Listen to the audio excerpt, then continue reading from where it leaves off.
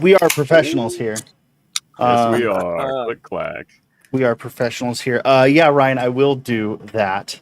So hello, everyone. Today we are going to be talking about Crusade because I have strong opinions on this.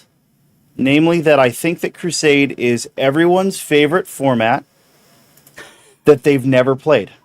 I was gonna say that. I was Right? literally at that this, but yeah, dude. I just don't think, like, I've never played it. I'm a fucking D&D diehard. I'm a narrative fucking shill. Mm-hmm. You know, and I've never played it. And I feel like that's true of everyone. Oh, yep, there you go, Ryan. I was looking for what feed to post that in. I got you, baby. Yeah, it's what happens when you walk in at 2 minutes to 5 and have to set up a stream. So yeah, like I don't even know. Like I know the basics for Crusade. We've been talking about it a lot. We're getting ready for the grand narrative in November, and I know at least the 4 of us, 5 of us. I haven't really talked to Elliot about it, so I'm going to say 4 of us. I won't speak for Elliot. 4 of us are like all. That's our full focus, despite the fact that Jordan's very busy at work right now. Ryan's got more important things going on in his life, and I'm about to get married. We're all hyper focused on the fucking Crusade. So, the 2 of you have played a good amount of Crusade. Oh yeah, I've played quite a bit. Okay, and because 9th edition or 8th edition, you guys dabbled more heavily. Yeah, we personally dabbled. I think in 8th was it that we started our first one. Yeah, so we had that first one. So we had the first one, and it was after the Indominus box, so that had to have been 9th. And we played for a good, 9th. Yeah, I want to say everyone got at least about a dozen games in, and then schedules clashed, and like, you know, like codexes came out as people were like, you would start a generic Crusade, and then the generic Crusade would be going, and then your codex would come out. Your chapter approved rules. Yeah, exactly. And it would kind of blow up your current Crusade. So you could kind of start over. There was no real hard and fast rule on like what you should do. So we were just kind of like, yeah, I just pick all new abilities for those guys and give them all the same experience and everything. But the wheels started to come off at that point. And so, you know, we just kind of like defaulted back to match play, I think, at that point. So, well, but yeah, it was a lot of fun. Because it's my understanding, Matt, and you're currently in the process of starting a Crusade more as a practice for the grand narrative than an actual Crusade for Crusade's sake. But based on what you've told me about how it works and the sort of catch-up mechanics and the other mechanics involved, there's nothing stopping you from making every game a Crusade game. And there's nothing stopping your opponent from going, oh, well, yeah, I'm going to play a Crusade game too, right? Like, yeah. It kind of feels like, for example, I'm going to try to start a Crusade over here in on the California side of things, nice. And there's nothing stopping me from bringing that Crusade army and going to play against you and your Crusade army and just leaving our Crusade stuff the way it is, right? Despite the fact that we're involved in different Crusades, so I just find that that whole interaction pretty interesting. Oh yeah. It's a pretty elegant system the way they got it set up, and the nuances that we were kind of bumping into near the end of the of the previous one that we played, the really long one, and even some of the smaller ones that I've dabbled in with a few shops here and there. It goes off the walls if you don't talk to your opponent and you're like, hey, how about we don't bring all of our craziest haymakers and like, you know, we're looking at like.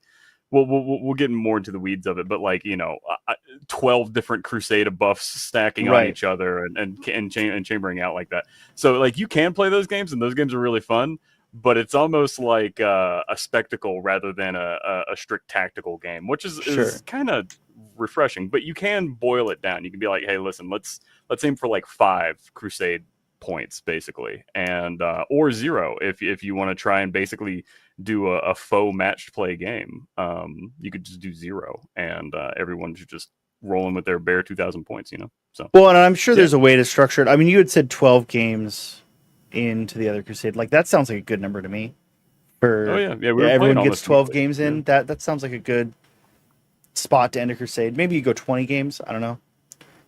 But Yeah, you figure you could what's do- what? How many weeks in a year? 50, 52. Divide that by or 52 to subtract like 4 from that, and then divide that by 4. What do you get? that Someone's is math a boy, that is a Shangri-La amount of Warhammer. I wish I was playing Warhammer that much. right? Well, I'm just saying, right? Like if you go the There is craziest, sort of an upper limit to what you could do in a Crusade, because eventually you're going to hit like the caps on what kind of battle trades you can give somebody, Mhm. what kind of experience they can get, like what level of experience they can get.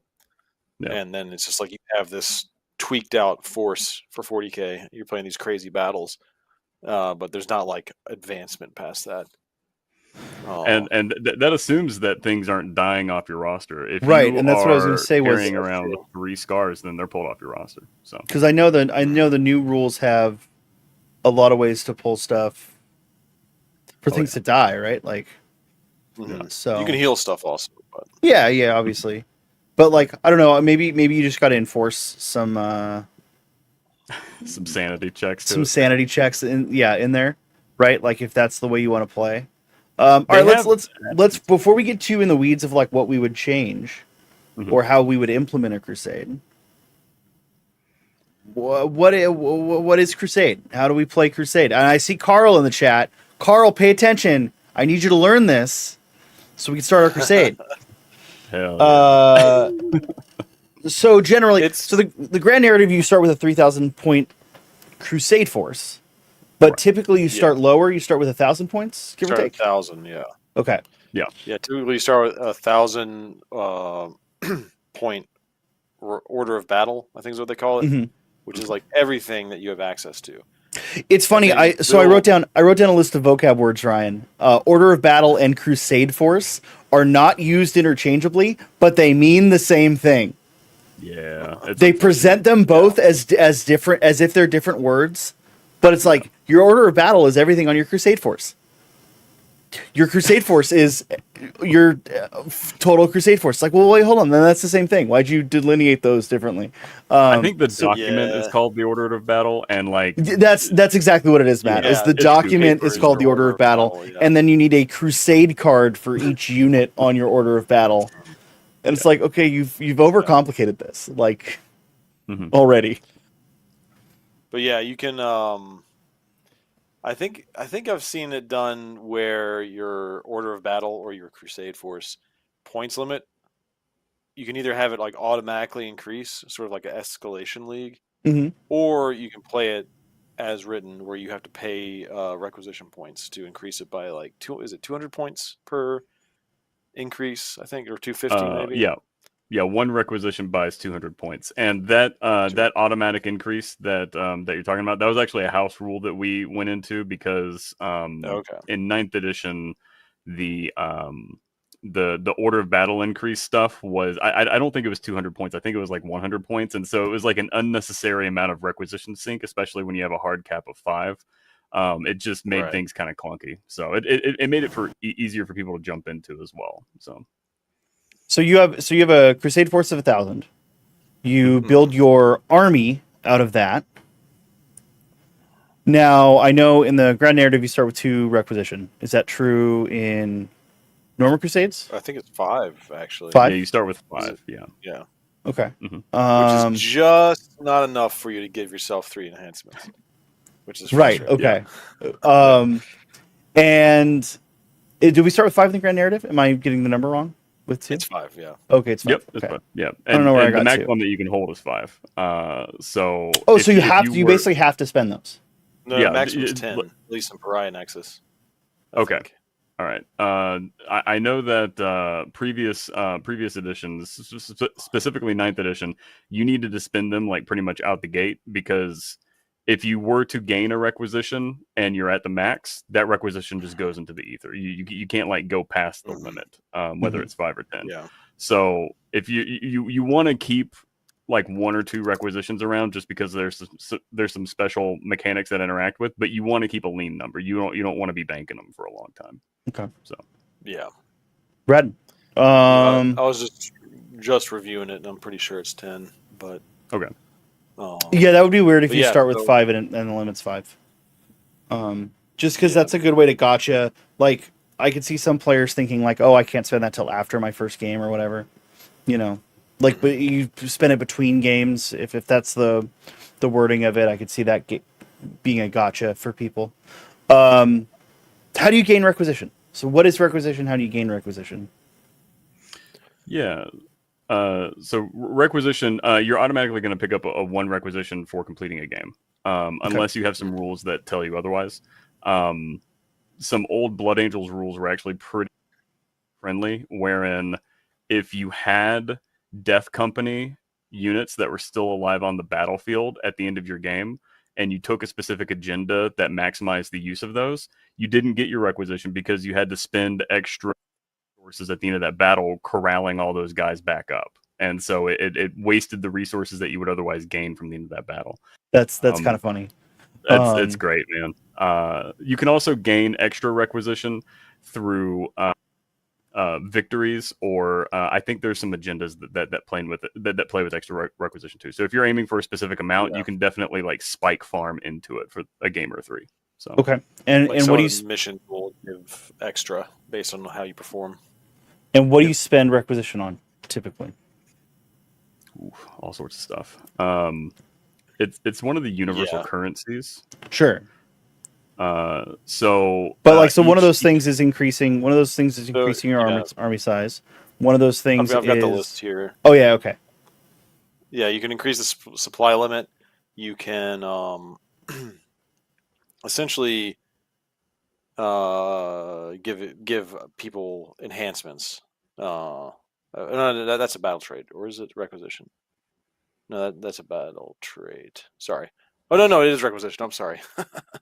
it's both. Yeah, you can give people enhancements, but every enhancement you buy, you have to pay 1 plus the cost of the other enhancements in your army. So to get 3 enhancements, you have to have 6 RP essentially. Got it. So the first enhancement costs 1, second one costs 2, third one costs 3, so on and so forth. Okay. Yeah. The XP cap on most units is, I think, the 3rd rank, and only characters can go up to heroic and legendary. You can spend RP to make like a regular unit able to, become legendary, and go beyond that. You can rework the war gear in a unit. You can also cool. change the number of models in a unit. And then the last one is you can take a battle scar off of a unit that has a battle scar, but you have to pay that's another variable price. You have to pay based on the number of battle honors they have, like how experienced they are. And the same with like getting fresh recruits. But the rearm and resupply is interesting because like we're capped at 3,000 points for our order of battle for the grand narrative, but you could bring like more than that are like alternate weapon options. Like if I had a unit of 6 aggressors with Boltstorm gauntlets, and that's on my order of battle, I could have 6 Flamestorm, is that what they're called? Gauntlets, aggressors that are not on my order of battle. And if I wanted to take them, I'd have to do rearm resupply and swap that unit over. So you could bring more than 3,000. Interesting. Or like you could bring a onslaught Gatling cannon for your dreadnought and swap that out at some point. I have a grab flux bombard on my dreadnought. I didn't see it on the data sheet, but I'm pretty sure I could bring it. Hell yeah, ship it, baby. If you run as a Leviathan dreadnought, yeah. That's a Leviathan dreadnought weapon. They are happy with Legends, so you can flex. I know. You know what's funny? I was trying to look at Legends today, and I don't know what was going on. I couldn't access the downloads page to my phone because I was kind of thinking about bringing a Leviathan. I wanted to see how many points and what it actually does. Leviathans are pretty sick. I have a melee Leviathan that's. The problem is it's built out as a ballistas, so it's got the iron hail on top instead of the missile racks. So I might have to get clever about it, but I gotta look at it. I don't think Leviathans have missile racks on top. Oh, actually, yeah, they do. Yeah, they do. Yeah. So I took the iron hail off of my impulsor and put it on my Leviathan to make it a Ballistus, but now I can't run it as a Leviathan. So whoopsies. Anyways, okay. Now Ryan, you mentioned experience. Right. So Now, every unit that participates in a battle just flat out gets experience. It's whether one it survives experience or not. Correct. Okay. You keep track of how many units one of your units kills. You keep a tally, and every third unit that is destroyed by a unit you own, that's another experience. And then at the end of a battle, you can pick one unit to get 3 experience. It's called marking for greatness. You just pick someone, you give them experience, and the experience controls ranks and battle honors. Essentially, every time you rank up, you were able to pick either a battle honor, a weapon modification, or if you're a character, you could get a Crusade relic, which is kind of like advanced enhancements, right, in a way. And there's specific Crusade relics for chapter approved rules in the Codex, and there's specific Crusade relics for each Crusade set, Crusade either Leviathan or like, Pariah Nexus. Yeah. Each Crusade pack has like generic Crusade relics, and if you have a Codex with Crusade rules, you'll have like very bespoke, battle honors, Crusade relics, and do you get bespoke weapon traits, or are those just always generic? So the weapon modification one is basically like build your own battle trait that applies to one of the weapons. So that one you can brew up on your. Basically, you just pick your 2 favorite and go for it. Right. But then there are also Crusade relics that will add or replace weapons that are cooked into it. Like the Space Marines one has. I was just looking at it. It's got some pretty wild stuff. Like there's some pretty specific weapons that you can bolt on to a model. It's kind of funny. Blade, yeah. It's kind of funny that we will all be running. Well, no, Matt, you'll have a codex, official codex by then, right? Or we don't know. Oh yeah. It's coming out in October. I think they said it today. Okay. I wish Black Templar's Codex would be out, because the last edition's Crusade rules for Black Templar are really cool. You could craft a vow, and it could be up to like 4 or 5 clauses or something. Like you add like, I will do this, I will do that, I'll do this, I'll do that. And if you fulfilled it in a battle, you got like massive benefit. And the more clauses it had, the bigger the benefit. Sure.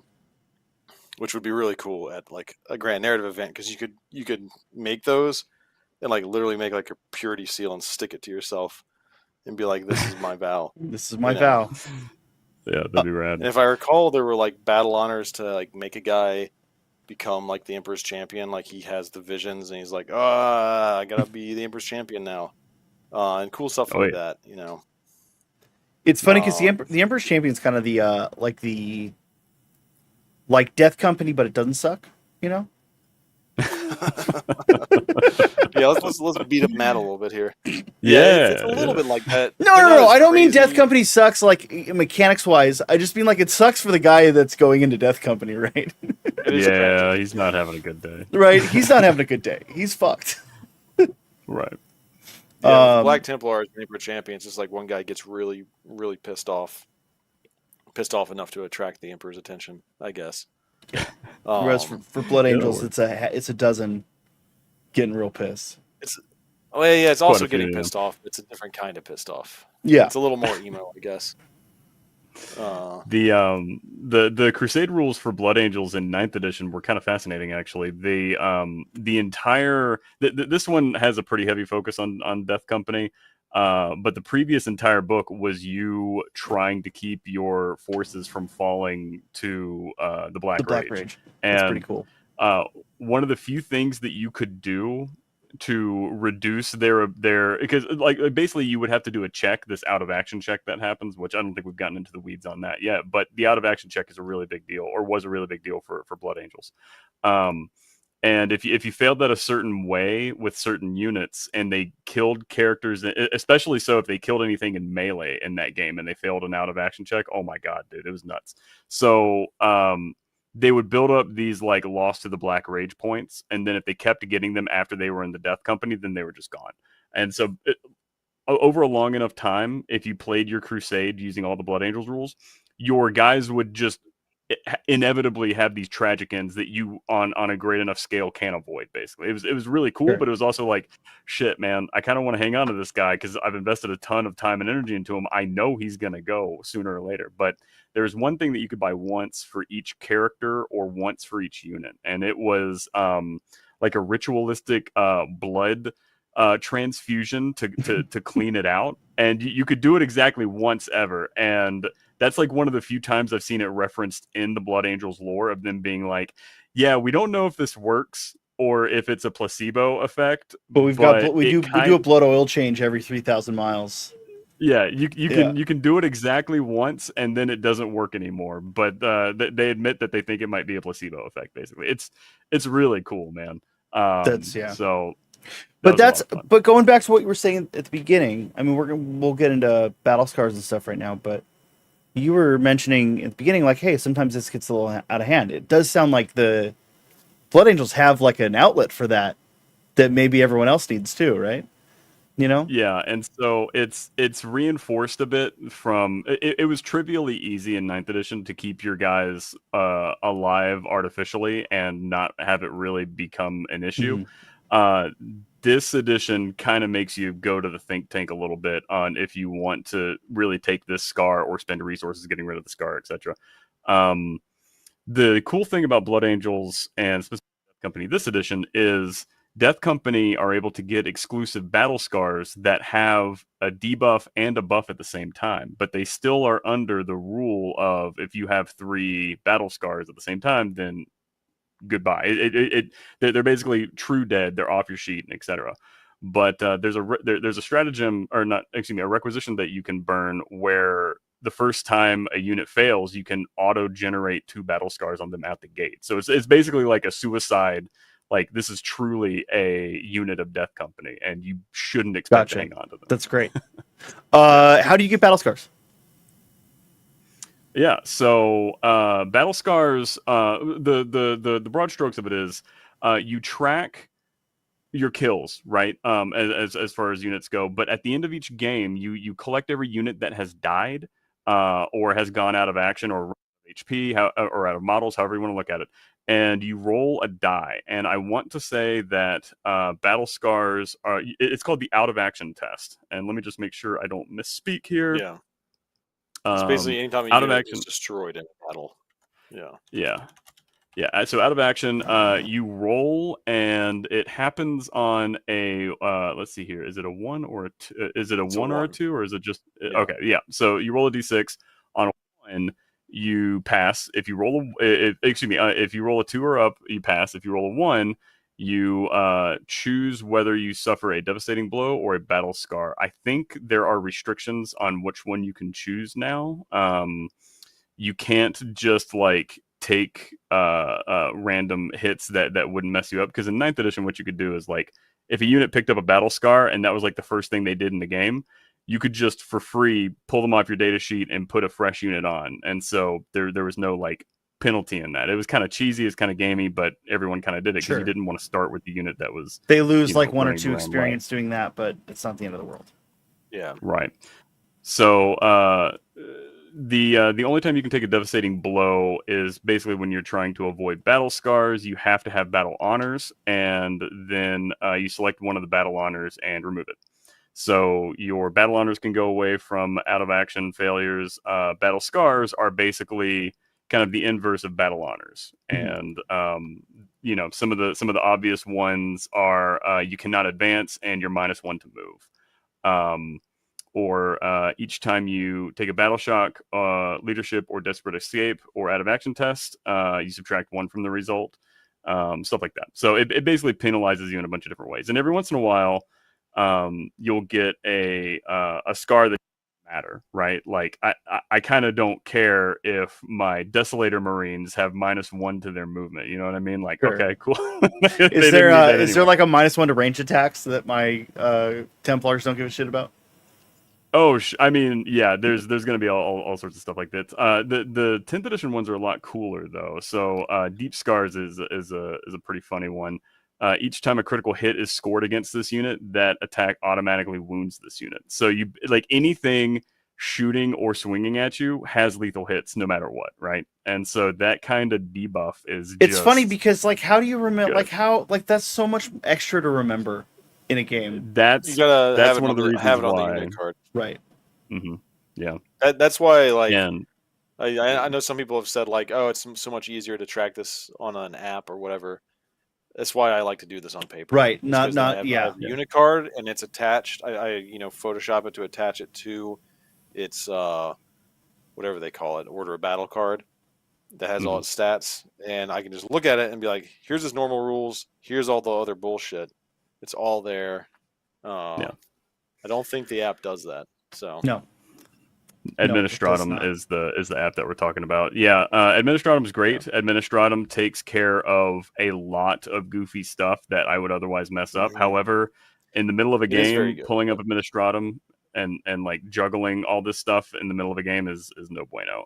I think what one of my concessions is to like have a little token or a doodad or something beside a model, because like, all right, so my Land Raider, for example, last Crusade game that I played, my Land Raider popped off, and so I chose him for Marked for Greatness.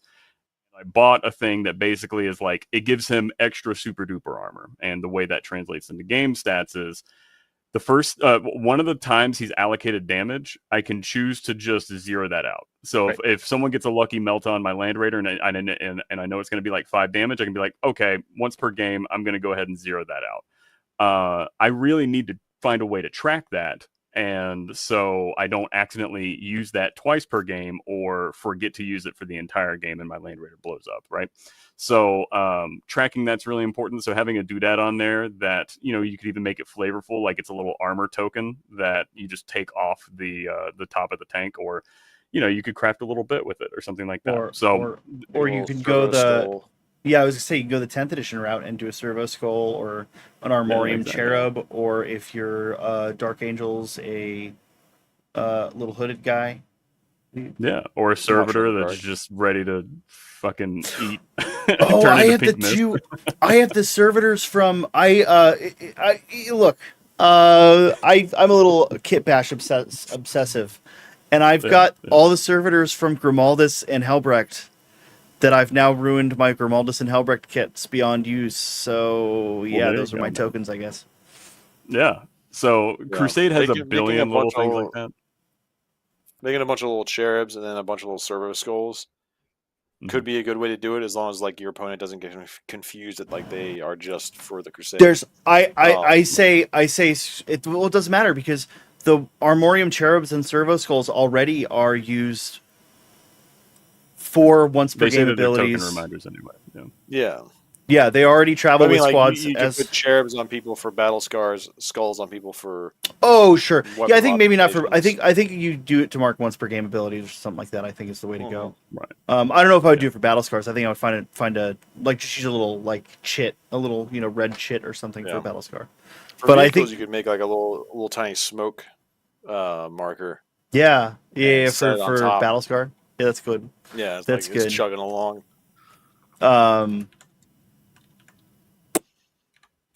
You could also blue tack like really ornate purity seals onto stuff as battle honors. I kind of wish that I did that with like my hunter killers, where like I shoot my hunter killer missile and it's like boop, you just pull it right off, and you know whether or not you have a hunter killer because you see a hunter killer on your tank. You know, Matt, there's still time. There's nothing stopping you. I'm just trying to get through the friggin' Death Company box right now, man. I'm on the friggin' struggle bus with that. So it's coming along, but not to digress too much into my Blood Angels hobby woes. No, I mean we've got I want to do an After Dark soon where we talk about what the cool stuff we want to do for Crusade.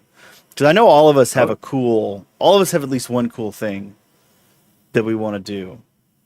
Oh yeah, multiple. I think plenty of us have multiple. Yeah, for the grand narrative. Or future narratives that are yet to be grand. Because Ryan, you got a cool thing. I got a couple cool things. I Matt, need to start painting.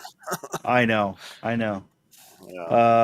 I need to find. This is off topic, but if anybody out there knows anything like this, I need if I can find a spray can, essentially of Averland Sunset. And I know about Color Forge, but I can't get that in the U.S. Hey Ryan, how about Citadel Air paints? I've been searching for like a week for a solution, and I'm finally starting to accept that I'm just going to airbrush the base coat. Have you thought about but... there's Viejo has a yellow. I've actually seen it at Giga before. It's and then there's Army Painter. Yeah, they have ones, but they're not the right color. Tragically, okay. They have colors that are like Averland, but none of them are in their spray cans. No one has a spray can of it except Color Forge, which is like a perfect color match. But they're only in the UK. Yeah. So hey, look, if you're in the United Kingdom and you want to send us an aerosol can of Averland, we'll give you a PO box to send it to. Color Forge Sunset Yellow. We know some folks with a PO box. Yeah, send me a message on Discord. We'll talk.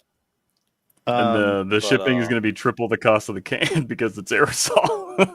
They have to put it in the special box for flying. That's funny, man. Yeah, it's unfortunate like that. Yeah. But anyway. Well, okay, so I think that's the basics, right? I think that covers all the basic rules. Other than that, you're playing a game of Warhammer 40,000. You pick agendas during the game. The actual mission rules are simplified, to my understanding, and they're more thematic. Oh, yeah. Yeah, they got a little more fluff to them. And there's like special campaign rules also. Like for the Pariah Nexus, you're trying to collect shards of Blackstone, and you can take that, and it's another resource you can use to buy stuff with, and you can buy different upgrades with that. And you get those through agendas and campaign rules. Through certain agendas and also just the missions themselves, I believe. And you can like sell it for like XP. So like being Templars, your guys are more straightforward Templars than my guys for the grand narrative. But we might just sell all the Blackstone because we're not going to use Xenos tech, right? Listen, I think I'm just dumping it out the airlock. The airlock, yeah. Oh yeah, but that action would give you experience. Sure. Like it's like you can burn it for experience, and it's like either shipping it off to like your superiors or selling it or something. The Mechanicum has need of you dumping Blackstone. It in the void is like your whole chapter's there. Like, yes, this is honoring the Emperor. Listen, I've already committed tech heresy by combining. Oh my goodness. What I've combined, I think that my I think that my Templars, my Crusade fleet, is a little bit against normal Crusade, normal Templar. You guys ain't asking permission. You're just out there doing what you got to do. Yeah, I mean they're doing what needs to be done.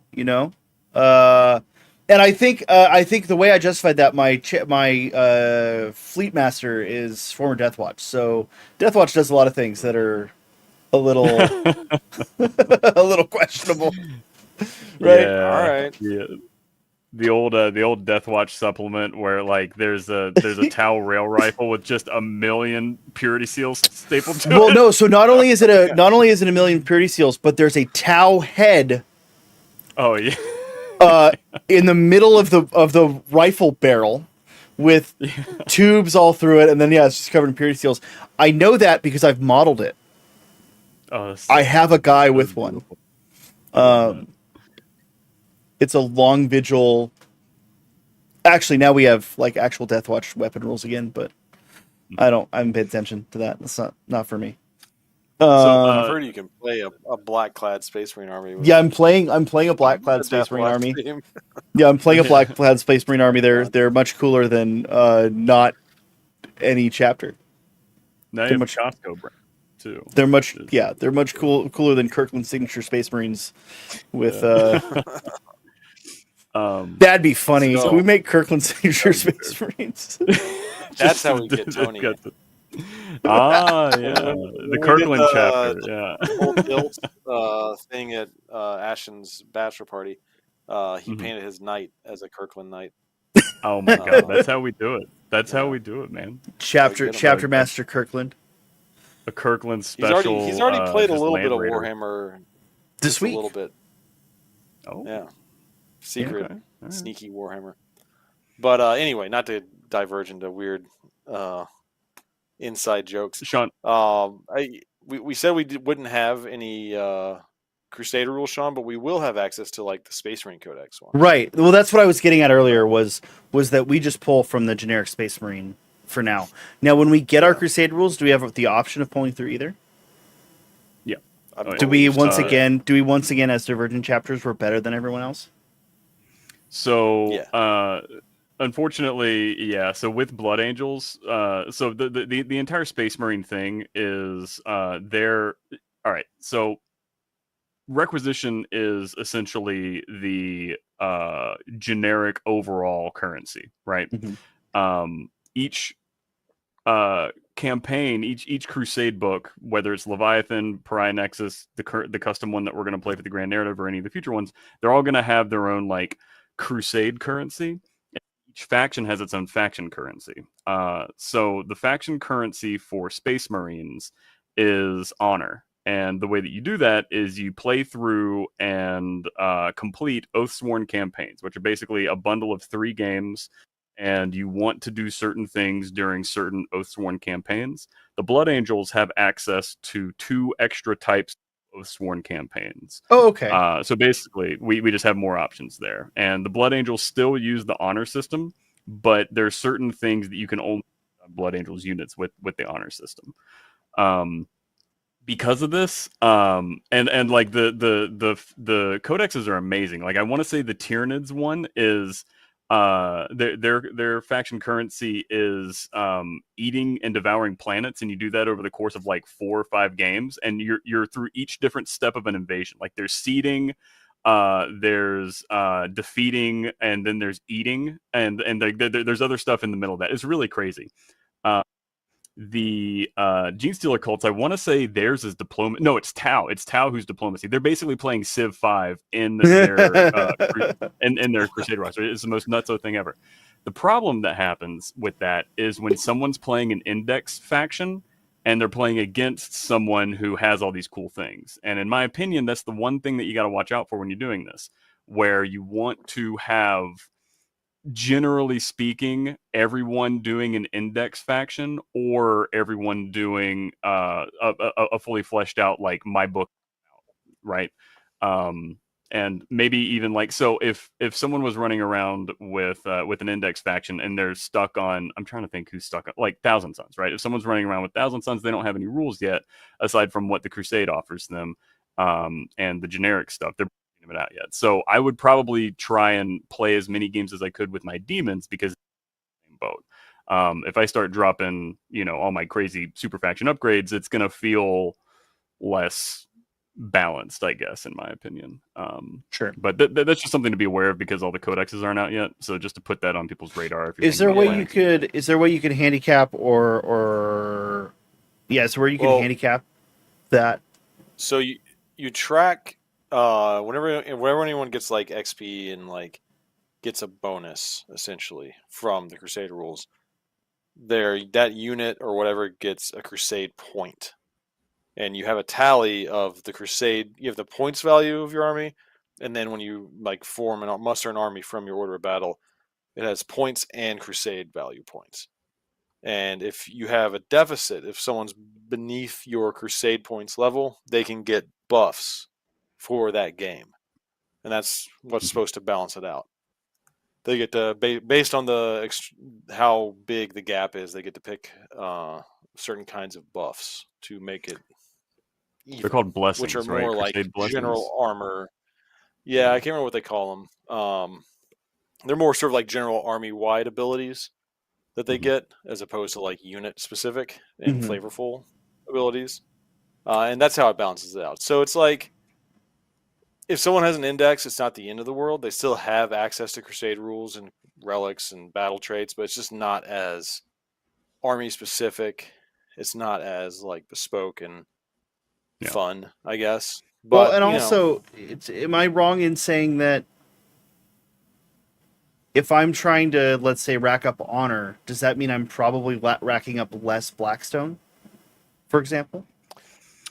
No, I think they're just separate. Okay, that's a bummer because that would be one way. That would be one way to balance it out, right? Is to like, if those two things were contradictory, that would be one way to balance it out.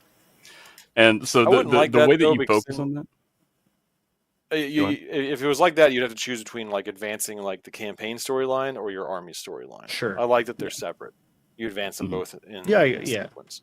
Yeah, and just to reiterate, you choose how you're focusing for like a specific game by choosing certain agendas, right? So agendas are basically replacing your secondaries, and your agendas are out in the open unless it specifically says that you hide your agenda or whatever. So there are agendas that Space Marines can focus on that if you fulfill certain details, it dumps a whole bunch of extra honor on you. Otherwise, you're just getting 3 honor per victory, essentially. If you're aiming for certain very specific things, like if I'm trying to make a captain a chapter master, I'm going to need 40 honor. And if I'm just going off of the 3 wins or the 3 honor per victory, then I'm going to be at it for a minute. So I'm going to start focusing my agendas on, picking up honor if that's like my goal that I'm driving towards. So, well, I know Ryan and I will be trying to uphold the honor of the Emperor. Good. Most of our games. That's the best vow. That's the best vow. Let's be honest.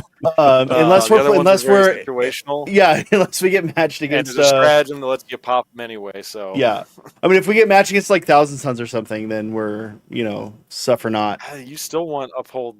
Deny the Witch. Uphold the Emperors to I have guess. Feel no pain. Feel no pain against like mortal wounds. Yeah, sure. And then if you get in a witch's face, you pop that stratagem and say, "Wait, guess what? Double vows.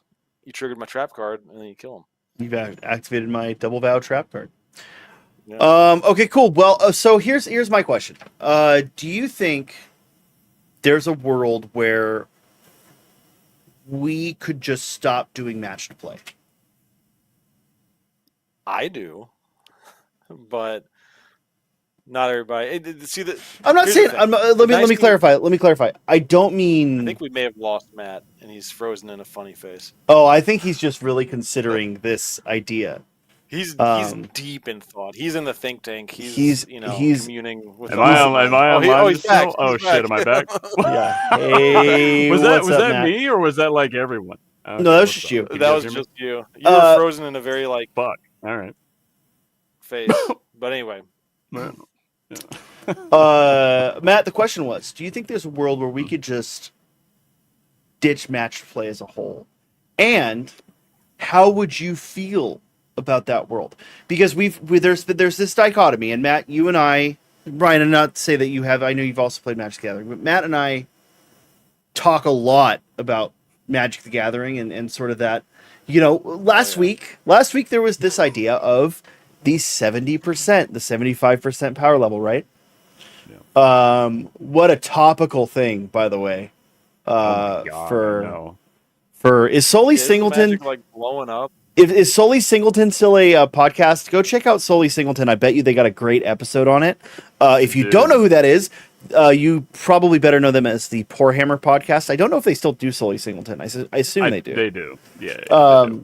Ryan, it's too much to get into right now, but like, I saw some article that said Wizards of the Coast took over an entire like tournament format. So essentially, the way I explained this last night to Jordan, which not that he needed explaining it, but I just like wanted to frame it, is so Horde mode is this totally like community driven format, and it's got sort of a committee that runs it, right?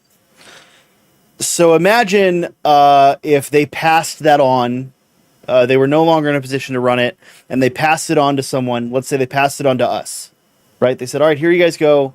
You guys are now the stewards of this. See ya." And they do the thing where they fade, they do the peace sign fade away thing. Now imagine we decided we couldn't handle it. So instead of finding another steward, we gave it to Games Workshop and we said, here you go. It's yours. Figure it out. And Games Workshop took it, and dollar signs appeared in their eyes like a Bugs Bunny Cha-ching. cartoon. Yeah. Right. So that's essentially what happened. The guy who was the head of the rules committee for Commander passed away, sadly, last year. And the person that he had as his steward, they made a format decision a couple weeks ago. There was a lot of backlash, and so they said, here you go, Wizards of the Coast, it's yours. And Commander is already, even though Wizards wasn't in control of Commander, they could have been whenever they so chose, right? Like, so if it wasn't going to be a community backlash thing, they were. I mean, it's complicated, right? They've always stood by it being. They didn't want to usurp the rules committee because I think they knew it would have had bad community taste. But they've accepted it as a sanctioned format, right? So it's a sanctioned format of Magic, but it is not. They don't make the rules for it. They do have some input with the rules committee. So when there are things that change with the greater rules of Magic, they discuss it with the rules committee to see how that implements into Commander. But I digress. How do we get here? What was the original thing we were talking about? So instead of doing match right. Yeah, So Commander started as sort of this more casual version of Magic. It's more story driven. It's more narrative driven as much as Magic can be. It's got a soul. It's got a soul. And then you have, your standard, your legacy, your competitive formats.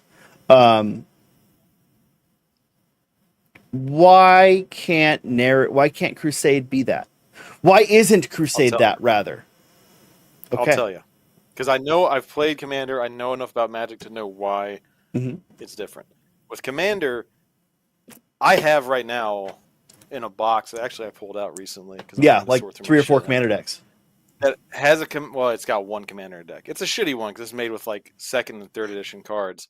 And it gets absolutely destroyed by anything Matt ever puts out. But Infinite Goblins, baby. Yeah, it's Commander's like Nicol Bolas or something. So you don't have a Commander deck. You have an Elder Dragon Highlander deck. I don't know what the fuck that means. Commander was built. We digress. You could have a Commander deck sitting on your shelf. Someone's like, "Hey, let's play Commander." You're like, "Bam, boom, I'm ready to go." Sure. Crusade is not like that. There's a lot more moving parts. There's all those stats you have to keep track of.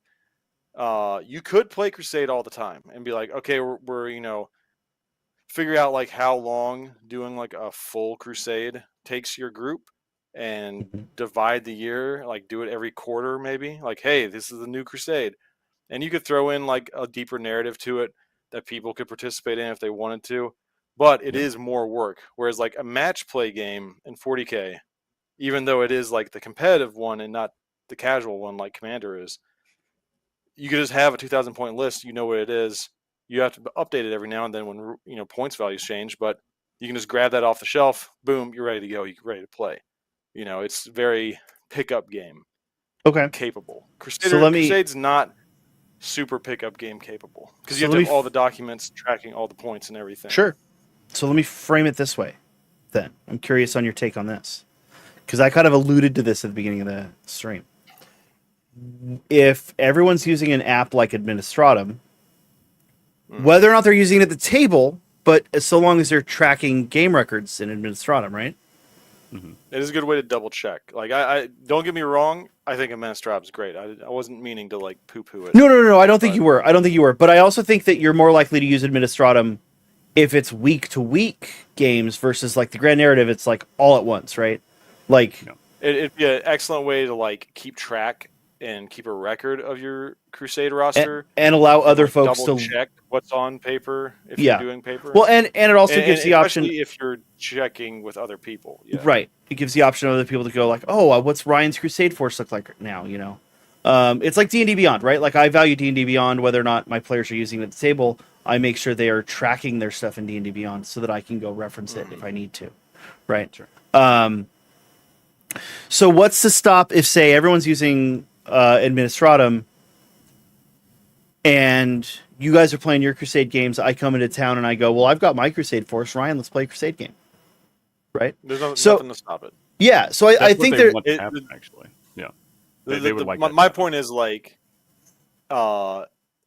if you have it going, then there's nothing really to stop you from just playing a Crusade. But game you have to instead have of it match going. play.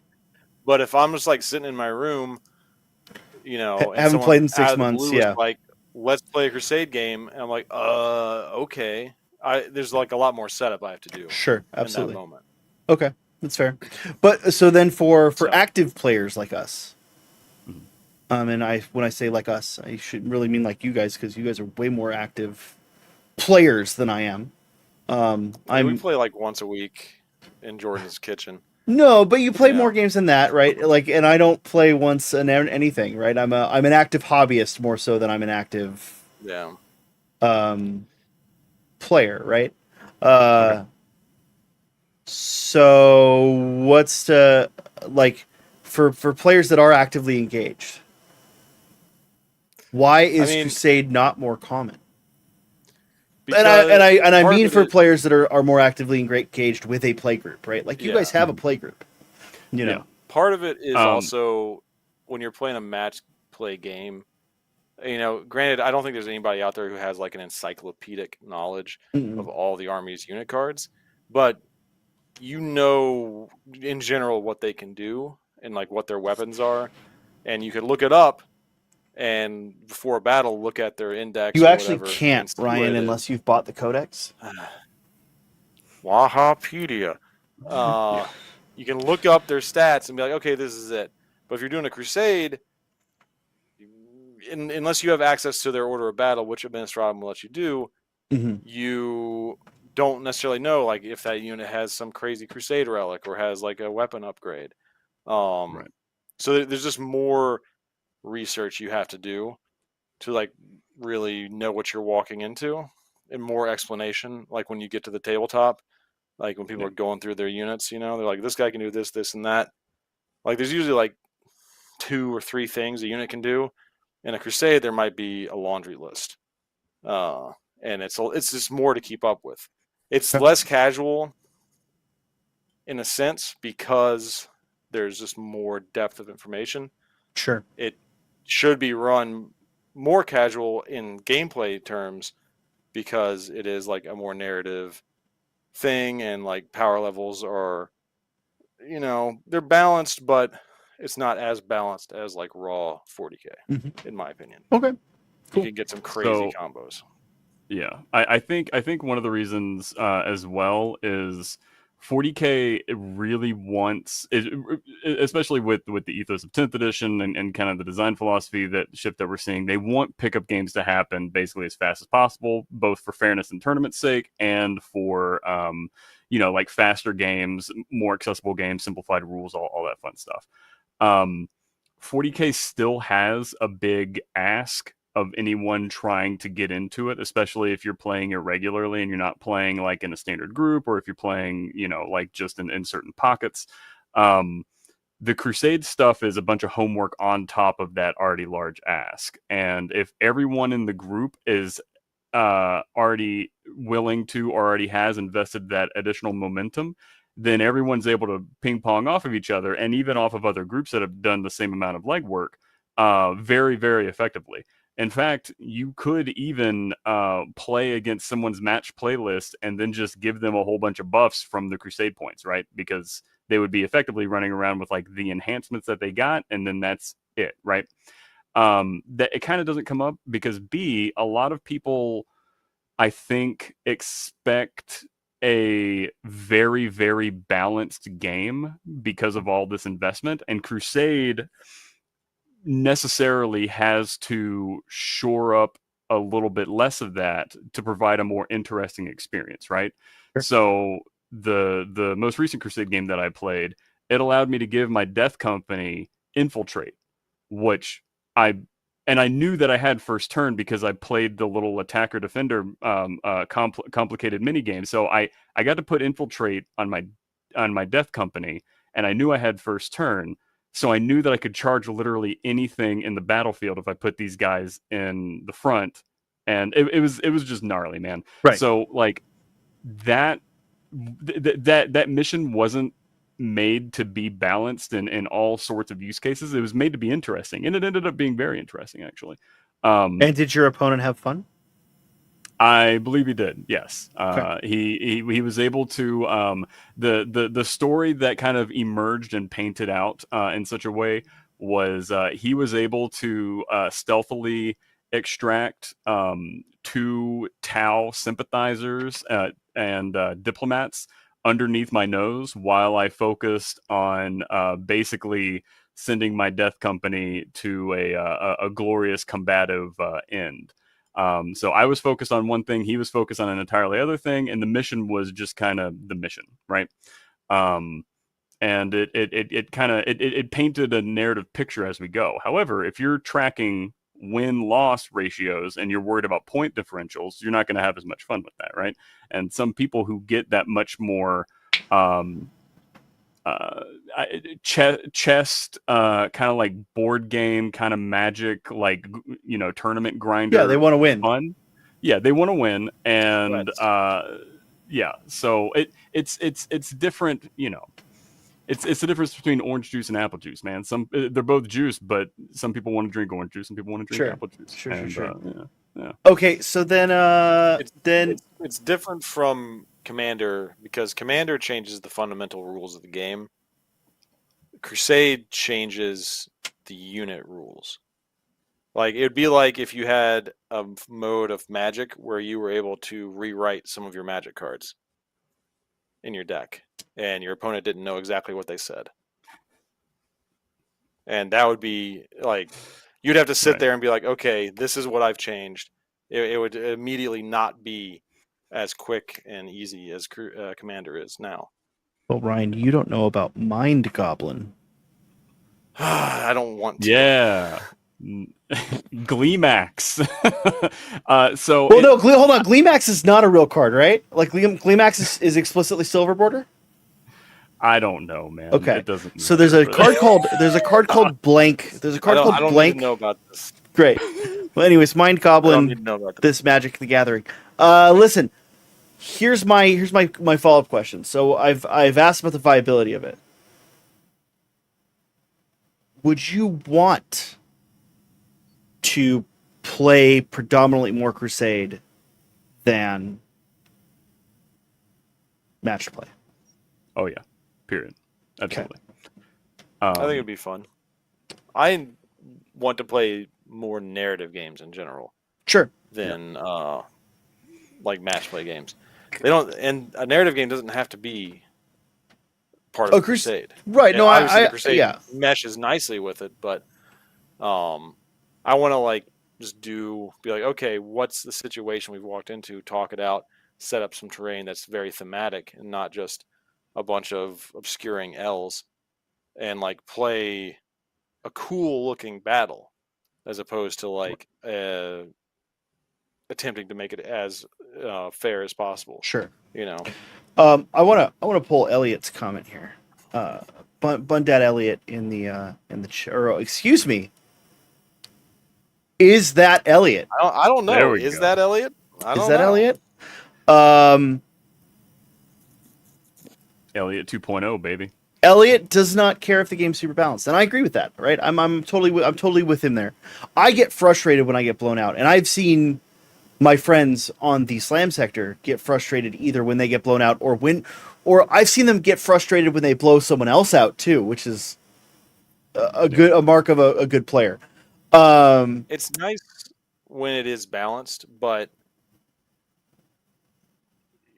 like if you're gonna do like a narrative game, ideally it's part of a larger narrative, and so the balance needs to be less about individual battles and more about the overall conflict.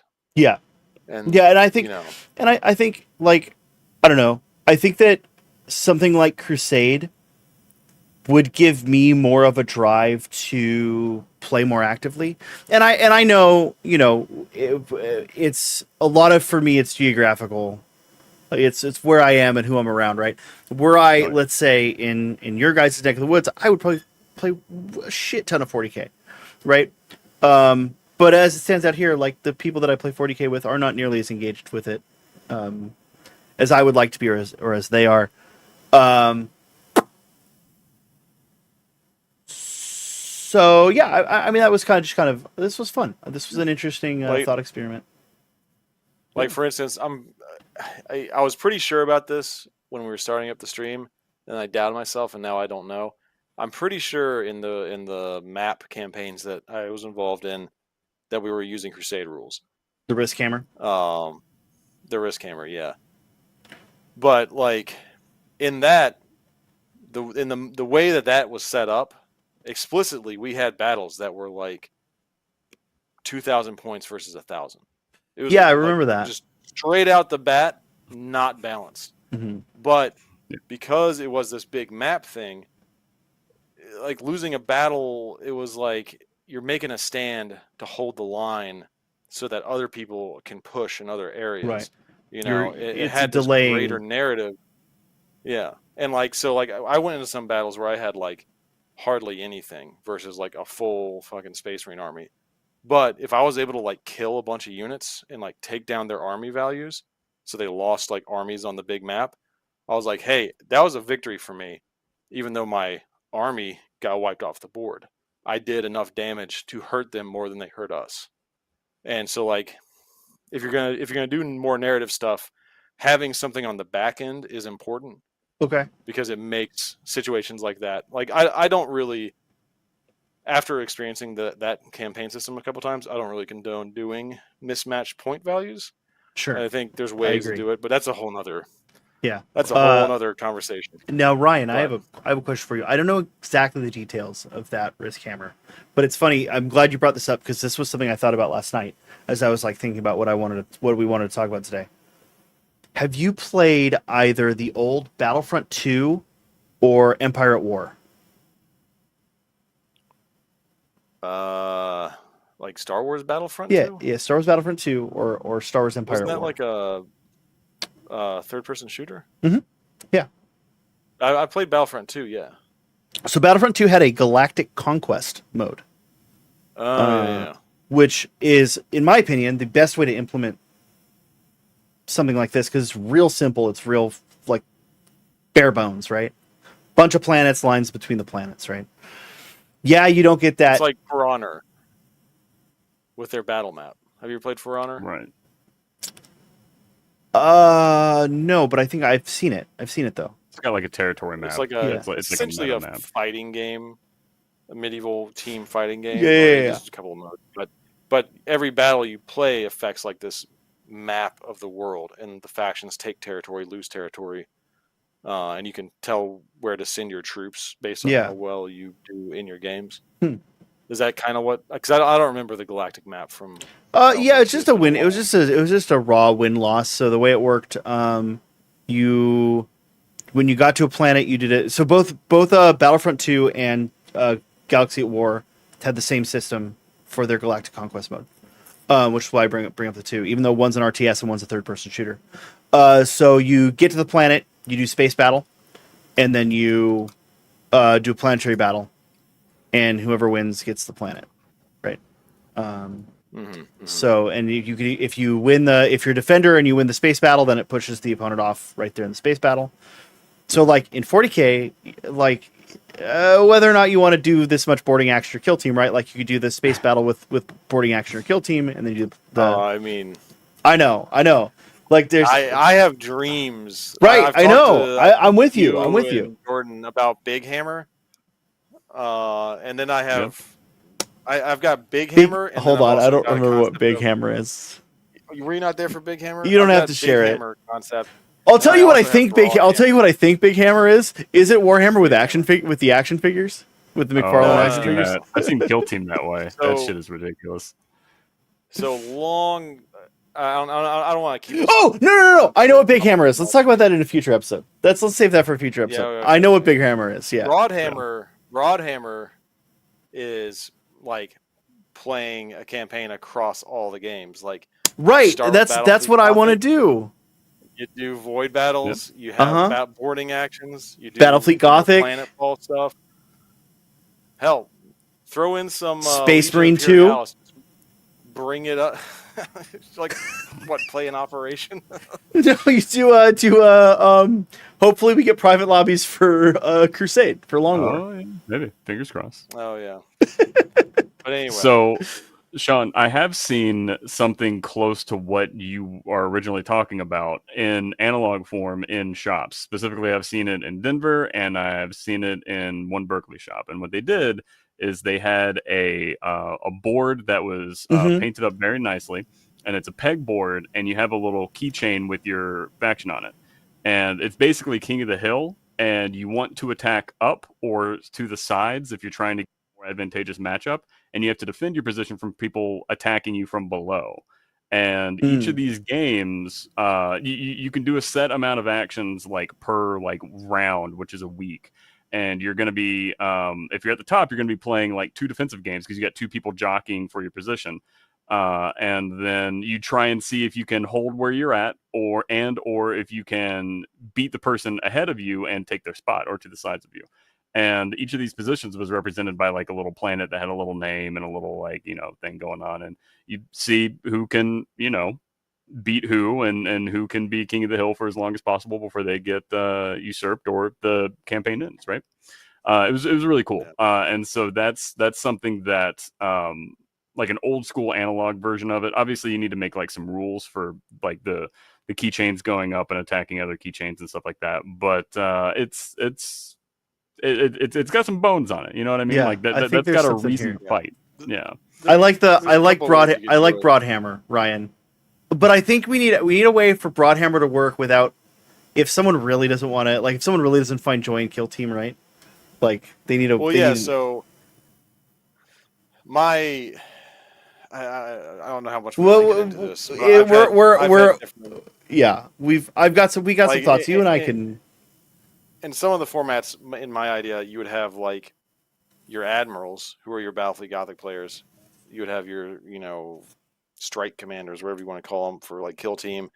Then you have your 40k players, and like they might sometimes be playing games simultaneous. And like if the Battlefleet Gothic people get close enough to the planet, they can like call bombardments on the 40k tables and stuff like that. But anyway, that's a whole different thing. Sure. Okay. Well, I mean, you could also put an auto resolve mechanic in too, right? Like if you don't want to do teams, if you want to do it as is, you can do an auto resolve mechanic, right? So if both players agree to not play Battle, there's a lot of ways. Both players agree to not play Battlefleet Gothic, you do a roll off. Sure. No. All right, folks. Listen, this is great. What are we doing Monday? Do we know? Oh no, we don't know. We might have something. We might have something interesting Monday. We're either going to be doing Monday the hurricane reschedule for AOS Ashton versus Jordan. Yep. Demons of Corn versus Skaven. Cruel Boys. Cruel Boys? Cruel Boys, yeah. I believe. I'm pretty sure Cruel Boys. I don't think it was Skaven painted. Okay, so Monday will either be that, the rematch, the weather rematch, or something completely new and different. There's some conversations on the back end about potentially something completely new and different. Stay tuned. Big Hammer. Quite the opposite of Big Hammer, actually. That's a little spoiler. It's the opposite of Big Hammer. And I don't mean Kill Team. I mean it is something new and completely different.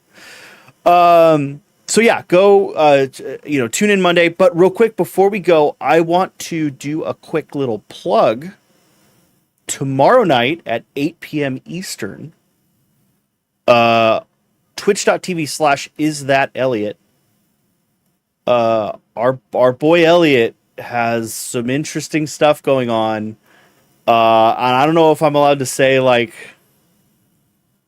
kind of what it is, but it's real exciting. So It's gonna be weird. Check it out. Yeah. It's gonna be weird. Check it out. If you don't already, go to twitch.tv, subscribe to is that Elliot, twitch.tv/isthatElliot, and go give our boy some support and tell him you came from the Slam sector.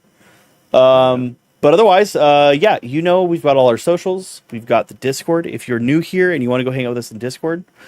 Oh, Ryan, by the way, with the Broadhammer, I also saw someone in the chat talking about Horde mode as part of Crusade, which sounds Oh fun. yeah. Sounds fun and rad, too. I would throw that in there, that's a too. great combo. Yeah. Yeah, we've got all our socials. We've got a Teespring. You can buy a fanny pack, and if you buy a fanny pack and then you go to the Grand Narrative, Matt's got to buy you a beer. If you're over 21 and I don't already know you, and, I forgot. Okay, so I forgot real quick, He's got Matt. a lot of rules. Jordan and I had a plan. We were going to hand off our fanny packs at Dragon Con a I whole thought bunch. about this. Nope. Why are you blowing the cover? I'm gonna Sharpie he'll mark forget each by next fanny year. pack after it cashes in a drink. I got a Sharpie mark each one. Yeah, that's fine. With the That's fine. signature. Yeah. That's fine. You also have to Sharpie our fanny packs and all of our backup fanny packs. What if I don't want Sharpie on my fanny pack? Well, then you don't want to drink that bad, I guess. Well, you said we're exempt. I can't get one anyway. Yeah, I can't. You're get right. one Yeah. anyway. All right, boys. This has been a blast. I'm real excited for Crusade. I want to get a game in. Carl, yeah. if you're still in the chat, let's figure that out. Otherwise, I need to figure out how to end the stream here somewhere. You just got. You got to do the end roll and.